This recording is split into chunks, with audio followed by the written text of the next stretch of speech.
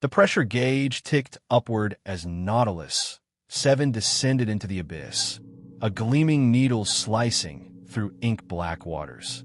Dr. Flynn Mercer adjusted his harness, glancing at the trembling data stream on his wrist console. The trench walls, jagged and uneven, stretched downward in silent defiance of light, their contours fading into an expanse of nothingness. The deeper they went, the more unnatural the ocean felt. No swarms of bioluminescent fish, no shifting currents, just an oppressive stillness that gnawed at the nerves. "This place is dead," murmured Lieutenant Darius Huxley from his seat at the forward station. The ex-military diver's voice was tight, clipped, the kind of tone a man uses when instinct warns him something's gone terribly wrong. Mercer exhaled through his nose, deeper than any recorded point in the Pacific. No light, no life, except for whatever's throwing off that anomaly. He tapped the holoscreen before him, bringing up the swirling electromagnetic data. A signature too complex to be natural. A frequency too structured to be a geological disturbance. A few feet away, Dr. Alan Kessler, the team's physicist, hunched over his console, muttering to himself. Magnetic fields shouldn't behave like this. It's not interference, it's signaling. Lieutenant Kara Vasquez, the expedition's pilot, flicked a series of switches overhead. "You're suggesting the trench is sending a message?" Her voice carried the forced levity of someone attempting to dispel tension. "Not the trench," Kessler corrected, eyes darting over the data. Something inside it. The words hung in the cabin like a specter. The Leviathan Project had set out to answer the last great question of Earth's oceans. What lay beyond the known depths? Satellites mapped the heavens. Men had walked on Mars, but the ocean trenches remained a mystery, their unseen chasms older than any civilization. When an anomaly was detected at the absolute bottom of the Hadal Trench, deeper than Challenger Deep, beyond the furthest known abyss, Mercer's team was selected to investigate. Now, as the submersible's floodlights pierced the consuming blackness, an answer was revealing itself. The structure loomed ahead, an unnatural silhouette against the nothingness. A vast, monolithic spire, obsidian dark and reaching upward like a blade driven into the ocean floor. The moment Mercer's gaze locked onto it, his breath caught. It was wrong. Every instinct, every shred of logic rebelled against the thing's existence. The trench was untouched by time, yet here stood a construct, its surface unmarred by millennia of crushing pressure. It bore no erosion, no indication of being shaped by natural forces. Smooth, geometric, deliberate. "Jesus," Vasquez whispered. "It's massive." Huxley leaned forward, eyes narrowed. "How the hell is it still intact?" Mercer found himself gripping the console too tightly, his knuckles aching. "We need a scan." Kessler's hands flew across the controls, but the moment the scan initiated, every screen in the sub blinked out. A high-pitched keening filled the cabin, something between a mechanical shriek and a distorted voice, a sound not meant for human ears. The lights flickered. The temperature inside the sub dropped, frost crawling along the edges of the glass viewport. Kill it, Vasquez snapped. Kessler slammed the controls, and the systems rebooted, the sound vanishing as quickly as it had come. Huxley twisted in his harness, his breath ragged. What the hell was that? Mercer swallowed the hard lump in his throat. "I don't know." Then the spire moved. Not a tremor, not a trick of the water. The obsidian structure rippled, its impossibly smooth surface shifting, as if recognizing their presence. Mercer's pulse thundered in his ears. Then, as if acknowledging them, the structure opened. A rift split down its center, revealing a hollow corridor, vast enough for the submersible to enter. The walls inside pulsed faintly, their glow reminiscent of bioelectric currents, but the color was wrong. Not blue, not green, something else entirely, a hue that the human brain struggled to process. Silence swallowed the cabin. Huxley spoke first, voice hoarse. "Tell me we're not going in there." Vasquez adjusted the thrusters, jaw tightening. "The hell we are." Mercer knew the right answer. He knew protocol, demanded they record their findings in return. But every cell in his body told him they were standing on the precipice of something monumental. Something old. Something that was waiting. His fingers moved before he could stop them. "Take us in," he said. Vasquez didn't move. "Mercer, that's an order." He met her gaze, firm, slow, controlled. Her lips pressed into a thin line, but she nodded, guiding Nautilus 7 forward. As the submersible entered the Spire's maw, the darkness consumed them whole. For a breathless moment, nothing moved. The sensors flatlined, the ocean itself ceasing to exist. Then, deep inside the void, the whispering began. It wasn't water. It wasn't the groan of shifting metal. It was speech, low, guttural, threading through the walls like veins of sound, seeping into their bones. Kessler shuddered. "Tell me you hear that." "I hear it," Huxley muttered, fingers twitching against his harness. The words, if they were words, scraped against Mercer's skull, crawling through his mind like insects. He clenched his jaw, forcing himself to focus. "Translation system running?" he asked, though he already knew the answer. Kessler's fingers danced over the hollow controls, not picking up a single linguistic pattern. "It's pre-human." The whispering grew clearer. Vasquez jerked back from the controls, eyes wide. "It just said my name." The moment the words left her lips, the walls of the corridor contracted. Not physically, but the space itself seemed to pulse, the impossible architecture closing in. The sub's lights cast long, distorted shadows against the undulating walls. Then, ahead of them, a chamber revealed itself. The Spire's inner sanctum, a vast, cathedral-like expanse unfolded, the dimensions of which defied logic. The walls curved at unnatural angles, adorned with carvings, not symbols, not hieroglyphs, but something alive. The moment Mercer's eyes settled on them, they twisted, reshaping themselves, adapting. A deep thrum reverberated through the chamber, making the sub's hull vibrate. Then, from the darkness beyond the carvings, something moved. A shift in a void.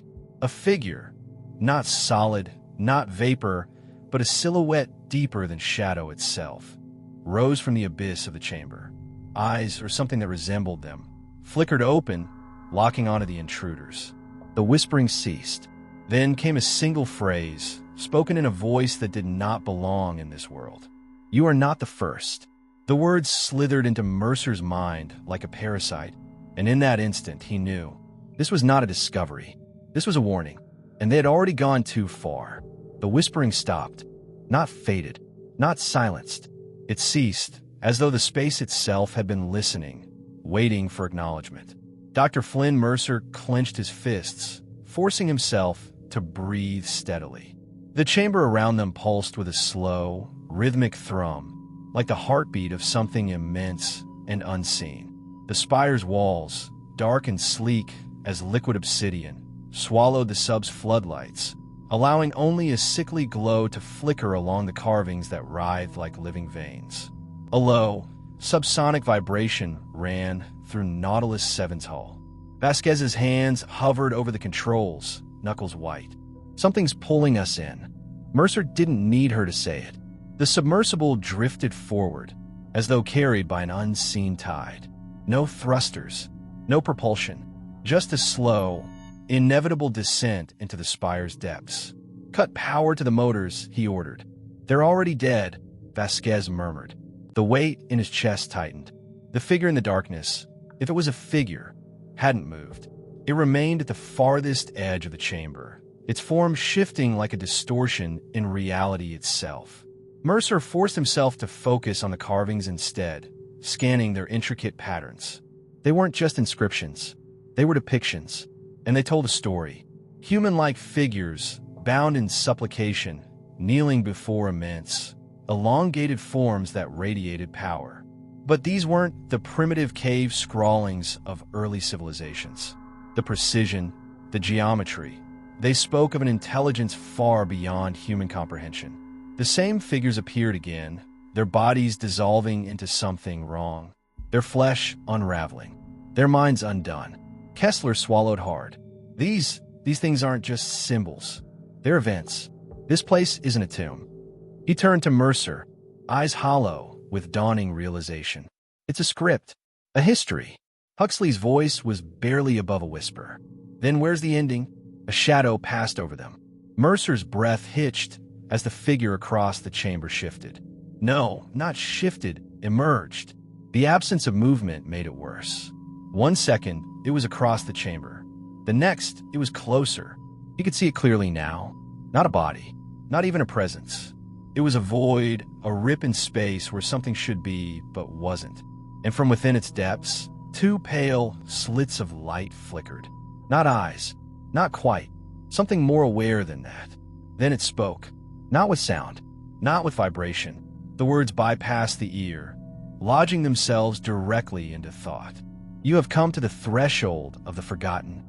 The words scraped against Mercer's mind, sharp and cold. He felt something inside him shift, like a door opening where none should exist. Kessler twitched violently. Get out of my head. His voice trembled, his breathing rapid and uneven. Get it out. Mercer reached out, gripping Kessler's arm. Stay with me. Focus.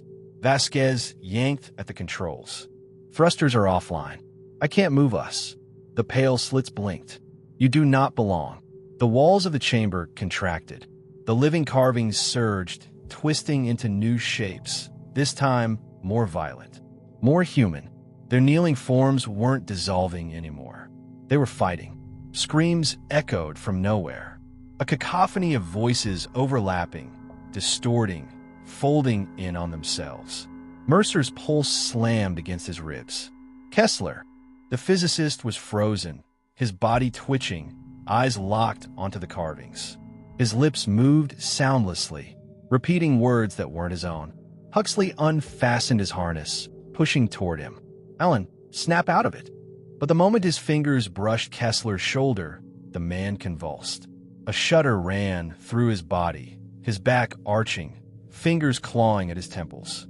And then, before any of them could react, he screamed.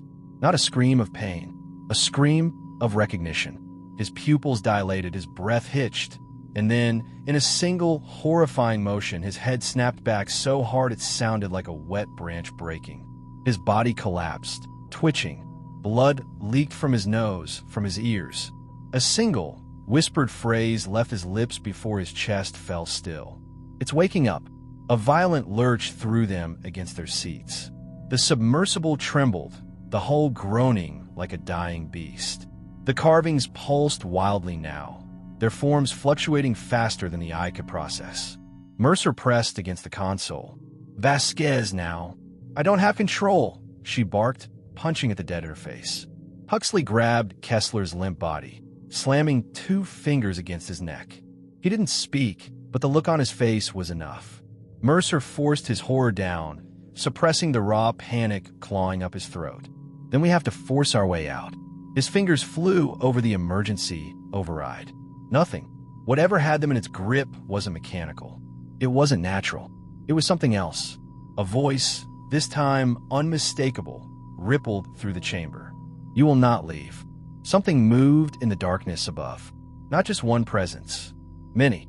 Shifting figures, indistinct but vast, hovered just beyond sight, their elongated forms stretching and contracting as though they existed in multiple places at once.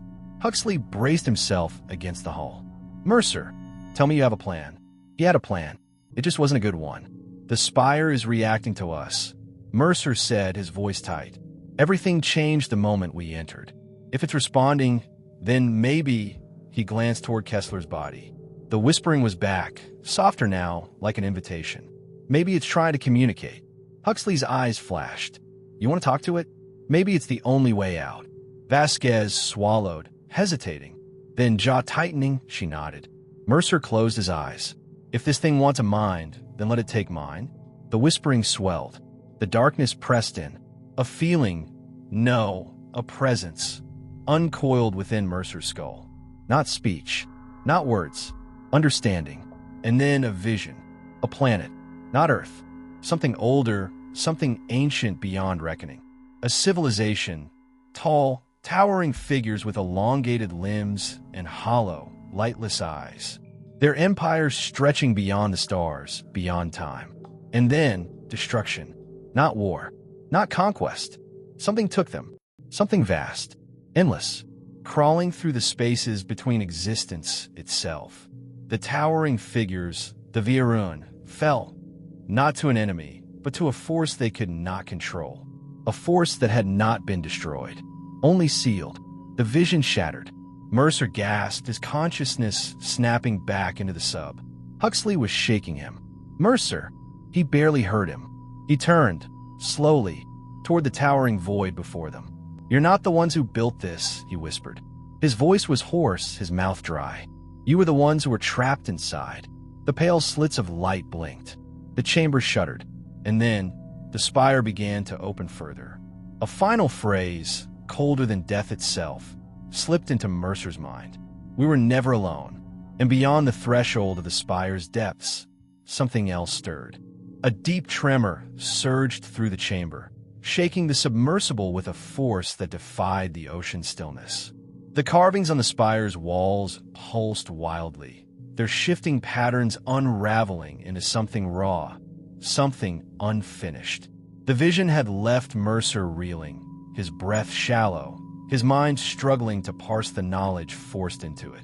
Huxley's voice cut through the tension, harsh and urgent. Mercer, what the hell did you just do? I saw. Mercer's fingers tightened around the armrests. Not just this place. Not just them. Something else. The void-like entity before them remained still, but the chamber itself wasn't. The air, no, the space, felt charged, pressing against their bodies like an unseen current. A new sound bled into the sub, a rhythmic clicking, deep and resonant, as though the walls themselves were exhaling.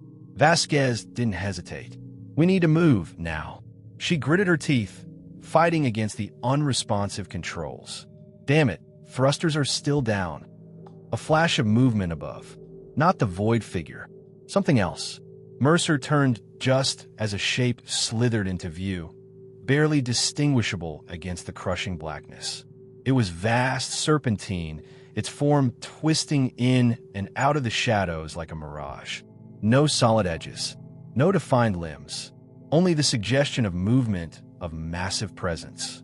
Then came the first true sound, a slow, dragging screech, metal against metal, but deeper, wetter. The chamber was changing.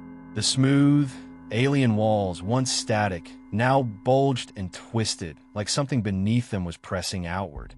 The once geometric carvings stretched, distorting into grotesque approximations of faces, human, inhuman, twisting in expressions of agony. Vasquez's voice rose in pitch. Mercer, I swear to God, what's happening? He didn't answer. He couldn't. The knowledge forced into his mind wasn't linear. It wasn't a clean revelation of history. It was a warning encoded into every fiber of this structure. The VA Ruin were not the threat. They had been the victims. They had built the Spire not as a monument, not as a temple, but as a prison, not to hold themselves, but to contain what had wiped them from existence. The whispering returned, but it wasn't the same as before. It wasn't words. It was laughter. Slow, deep, a sound that reverberated not through the ears, but through the bones. Then the wall split. A fissure tore open, revealing another chamber beyond. This one was different. No intricate carvings, no pulsing glyphs. Only darkness, swallowing all light. A black so dense it seemed to drink in reality itself. And within that void, something moved. Mercer couldn't see it, not directly, but he felt it. A sensation of scale, of something colossal shifting just out of perception. The lights inside Nautilus 7 flickered violently. Then came a voice, not a whisper, not an echo, but a deep, guttural resonance that sent a spike of nausea through Mercer's core. The door has been opened. Huxley jerked back, his breath ragged. Screw this, screw all of this. We're leaving. I don't care if I have to swim out. We're not going anywhere. Vasquez snapped, slamming the console. Not unless this thing lets us. The void in the chamber quivered. The laughter returned, thicker now, spreading like oil. Mercer's hands clenched. This was a mistake. The realization was like ice down his spine. The Spire had never been waiting for visitors. It had been keeping something in. The VA ruin had not sealed themselves in their tomb. They had sacrificed themselves to keep this thing contained. And now, after unknown eons, it had someone new to speak to. The figures on the walls changed again. They were no longer kneeling. They were running. The ship lurched downward. A violent, wrenching force yanked Nautilus 7 deeper, dragging it toward the darkened fissure. The sub groaned under the pressure, warning lights flashing red across the console. "We're sinking," Vasquez gasped, trying to stabilize the craft. Huxley unbuckled himself, grabbing Mercer by the collar. His breath was hot, his eyes wild. "You got us into this. Get us out." Mercer barely heard him. His thoughts raced, frantically parsing the knowledge buried in his skull. This thing, this entity, was not alive in the way they understood. It didn't have a body. It didn't need one, but it wanted one. The carvings had shown it again and again. The figures, the people, it consumed, not for sustenance, but for shape. It was becoming something, and now it had found them. A shudder ran through the walls. Then, with impossible speed, something burst from the darkness. A limb, a tendril, a mass. Not liquid, not solid. A shifting, writhing form that slammed against the submersible with enough force to send them spinning. Screams filled the cabin. Mercer's vision blurred as the world tilted. The restraints cut into his shoulders, his skull slamming against the headrest. His ears rang. Through the viewport, he saw Huxley scrambling for a weapon, Vasquez yelling something lost in the chaos. Then, the whispering stopped. For the first time since they'd entered the Spire, the air fell silent. Mercer's breath came in short, panicked bursts. His vision swam, red warning lights strobing against the darkness. He turned his head, struggling to focus on the viewport. And there it was. Not the tendrils, not the writhing mass, but something new. A figure, no longer a void, no longer shifting shadows. A defined, humanoid form standing at the edge of the chamber. Tall, unnaturally so, limbs too long, too angular, its movements deliberate. The pale slits of light had changed, no longer distant, no longer floating in empty space. They were eyes now. The laughter returned, but this time it wasn't in the chamber. It was inside Mercer's head. The realization struck like a gunshot. It wasn't trying to destroy them. It was learning from them. It was taking shape, and it had chosen form. The lights inside Nautilus 7 flickered once more, then died completely. The last thing Mercer saw before the world plunged into darkness was the figure's lips, parting into something almost human. A smile. Darkness swallowed everything.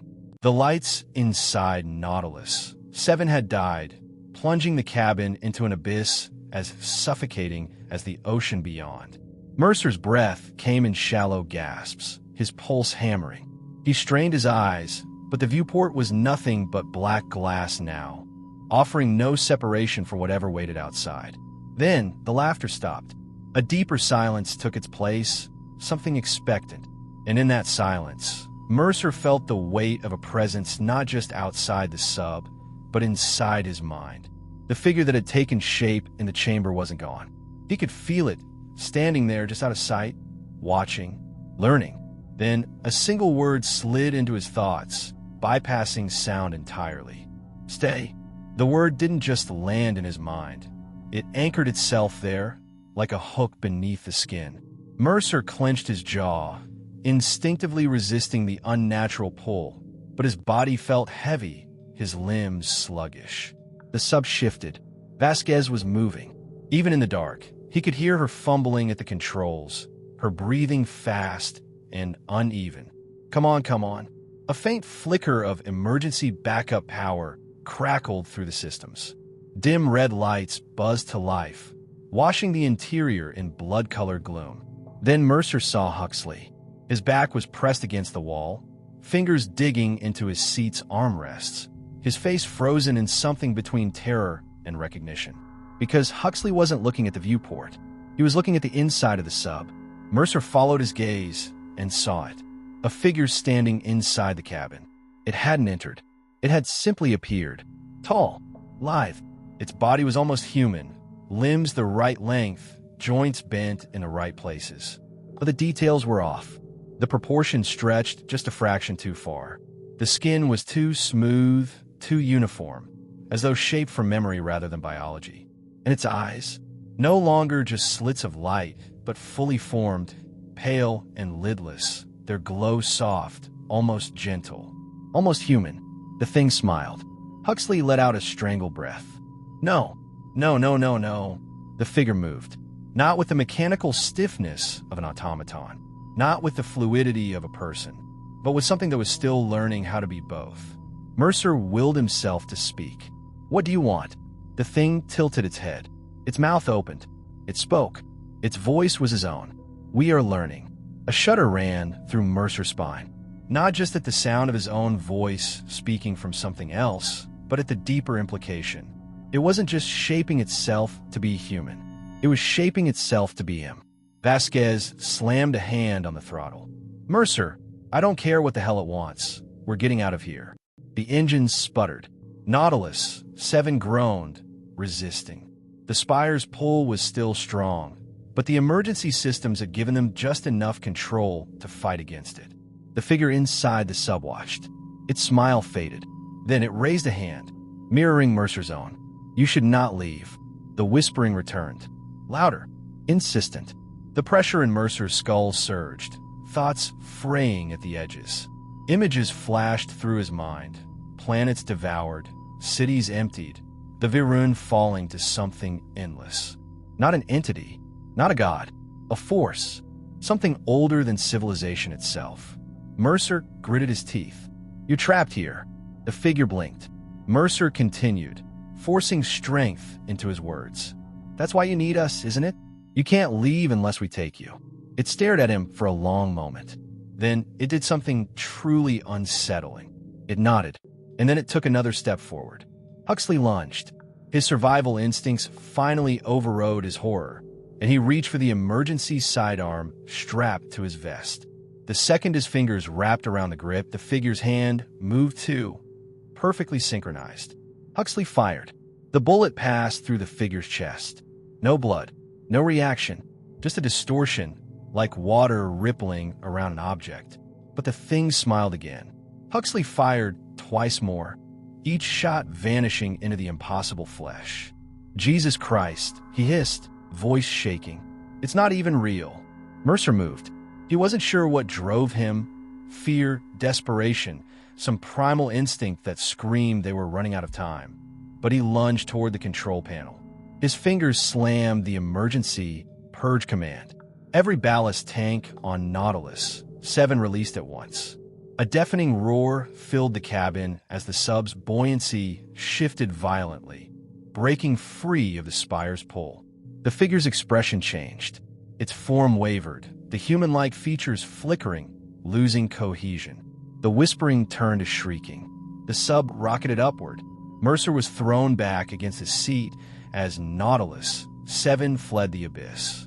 The last thing he saw before the chamber was swallowed in distance was the figure's face, no longer smiling, no longer shifting, but staring, waiting, watching. They surfaced 12 hours later. The storm had cleared, but the ocean was eerily calm. Too calm, as though the water itself had been waiting for them to return. The rescue crew found them slumped in their seats, silent, wide-eyed, changed. Kessler was declared dead on arrival. Huxley refused to speak for the first 2 days, his hands shaking too violently to hold a cup of water. Vasquez filed for immediate discharge from the Leviathan project. Mercer barely remembered the debriefing. He only remembered the way the investigators kept looking at him like they expected something else to answer instead. The footage?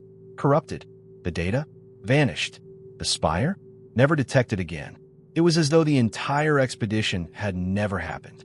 Except Mercer knew better. He felt it every time he closed his eyes. The sensation of something still whispering at the edges of his mind. Not words, not voices, just a presence. Still learning, still waiting. Then, weeks later, a transmission arrived at the research station. No known origin, no encryption, Just one simple message. A distorted voice. His own voice. We are not done.